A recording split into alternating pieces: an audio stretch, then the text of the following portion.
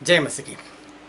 गलाती 5:16 और 17 उसमें ऐसा लिखा है, आत्मा से चलो ताकि तुम शरीर की लालसाओं को पूरा न करो, क्योंकि आत्मा और शरीर दोनों एक दूसरे के विरोधी है और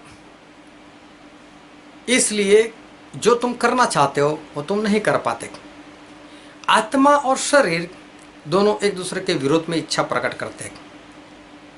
आत्मा को चर्च में जाना है तो शरीर को सोना है, आत्मा को बाइबल पढ़ना है तो शरीर को खाना खाना है, आत्मा को उपवास करना है तो शरीर को कमजोरी आती है। ये दोनों एक दूसरे के विरोधी है और शरीर के जितने भी काम है वो हमें नरक में ले जाता है।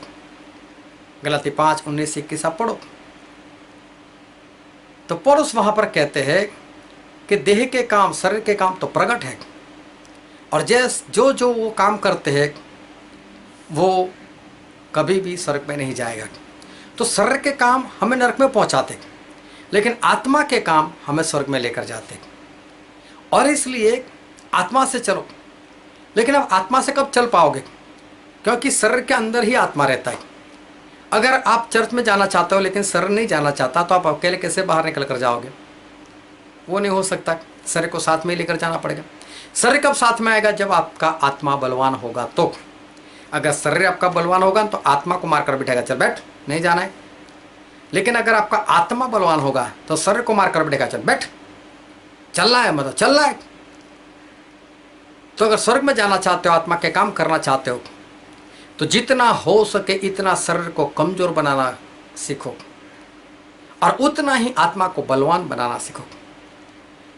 शरीर को उपवास में बनाए रखो और आत्मा को ज़्यादा खिलाए रखो ताकि आपका आत्मा मजबूत बने और शरीर को चलाए। इसलिए पौलुस कहते हैं कि मैं अपने शरीर को मारता हूँ, 1 कुरिन्थी 9:27 में उसको वश में रखता हूँ। लेकिन कब वश में रखेंगे? जब आत्मा मजबूत होगा तो। इसलिए परमेश्वर कहते हैं रोमन 8:13 में, आत्मा से शरीर के कामों को मार दो। लेकिन आत्मा तभी मार पाएगा जब आत्मा बलवान होगा। और इसलिए आज से अगर स्वर्ग में जाना चाहते हो, शरीर के कामों को मारना पड़ेगा, आत्मा से मारना पड़ेगा। लेकिन शरीर के कामों को आत्मा से तब मार पाओगे जब आपका आत्मा बलवान होगा। आज ही से शरीर को कमजोर करना सीखो और आत्मा को बलवान बनाना सीखो। और जैसे जैसे आत्मा बलवान बनता जाएगा आपके शरीर को मारकर वो वश में रखेगा और आत्मा के काम में आप बढ़ पाओगे। ऐसे ही वेद वाले वचन सुनने के लिए आप यूट्यूब पर मेरी चैनल स्टैनली मैकमैन को सब्सक्राइब करो, बेल आइकन को टच करो ताकि जैसे मैं वीडियो रखूँ आपको तुरंत पता चल जाए। और इस तरह से परमेश्वर के वचन प्रकट करने में मेरी सहायता करो। मेरा वीडियो देखने के लिए आपका धन्यवाद। परमेश्वर आपको आशीष दे। आमीन।